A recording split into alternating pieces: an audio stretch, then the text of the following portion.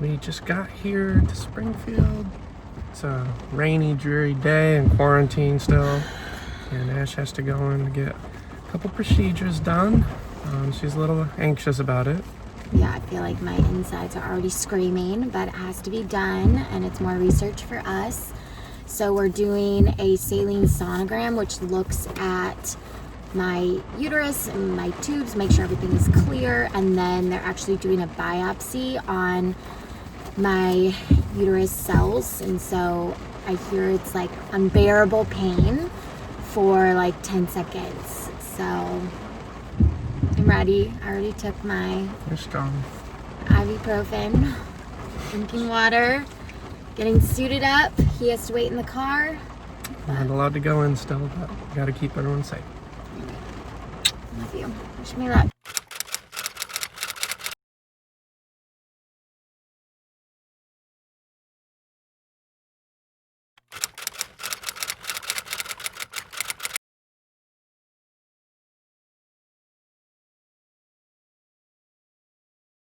We are here to get Ash's operation to make sure everything is perfect and pristine to do our next egg transfer. And a little sad that I can't go in and support her, but I'm gonna be with her right here waiting for her to get out, be with her in spirit. Yep. And she's got Lucky Stripes with her, and we have a little support right there. Dixie, who came. So we're getting a DNC, which is basically a scraping of my uterus to make sure all of the inflammation has been taken care of since the antibiotics did not work. So this is supposed to create a very fertile space, and then if pathology comes back normal, which it should because we've had a couple biopsies already testing the tissue, then we should be able to start transfer number 2 protocol Which on we're Monday. very excited about. So fingers crossed. We just want this to be easy peasy, just a standard procedure, minimally invasive, but always a little anxiety with it. But I'm thirsty and hungry. she's thirsty and hungry, and that's It's 11 never a a.m. good thing with her. It's 11 a.m. and I haven't eaten or drinking anything since like 8:30 last night. Because you can't eat or drink anything past midnight. But this is keeping us hopeful, and we're excited, and at least we're starting to get some answers. So yeah, okay, I love you. Dear God, we ask you for the procedure to go smoothly and to take care of Ash and create an environment for a healthy child, so we can multiply as your word says and raise a healthy baby.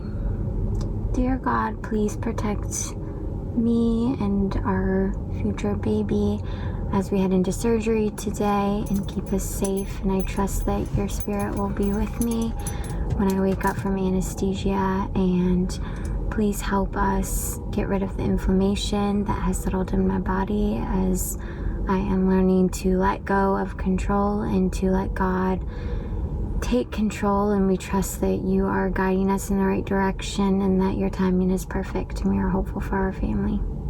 Amen.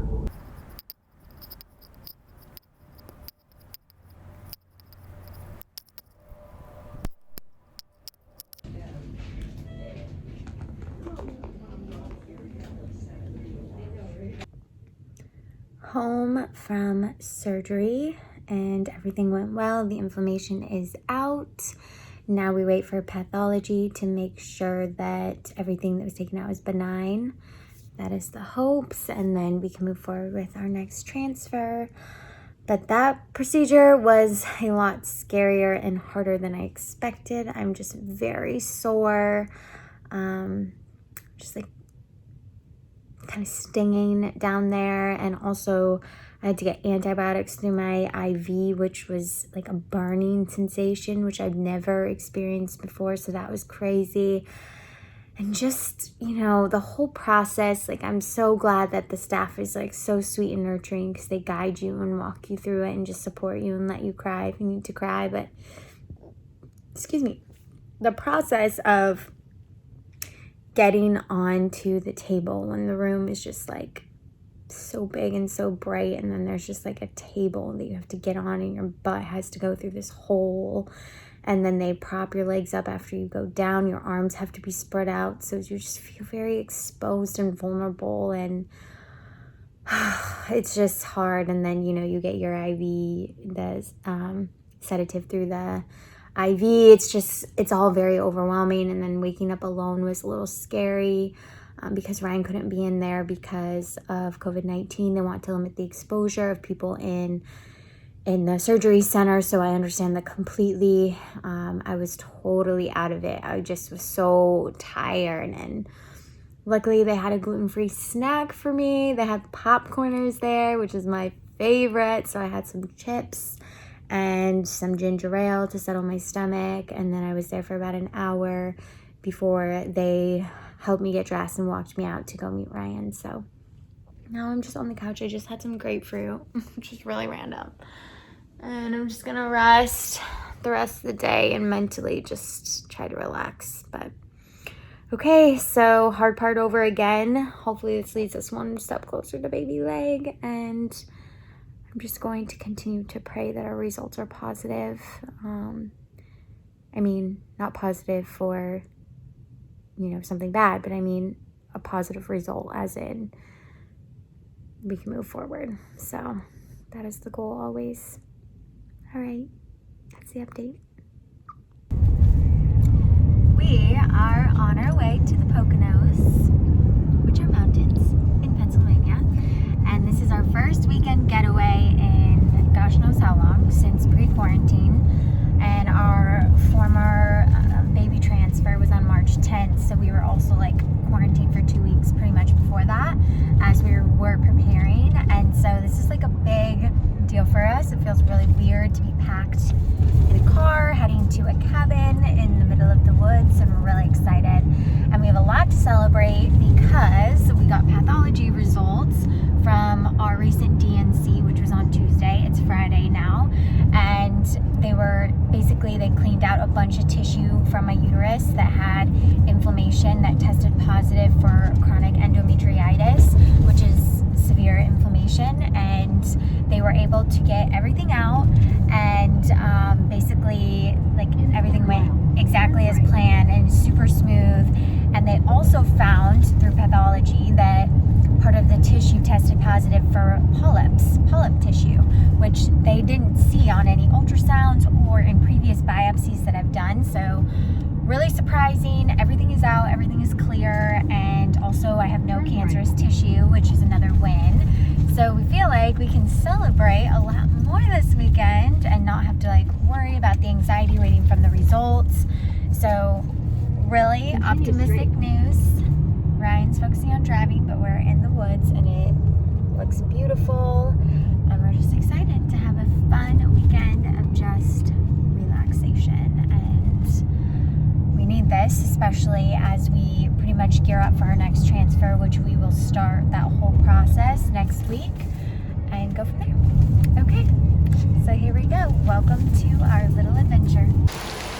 We made it. It's raining, but it's so quaint, so peaceful, so beautiful. Cannot wait to spend the next few days here, just spending time in nature, clearing the mind, relaxing the body, and just living.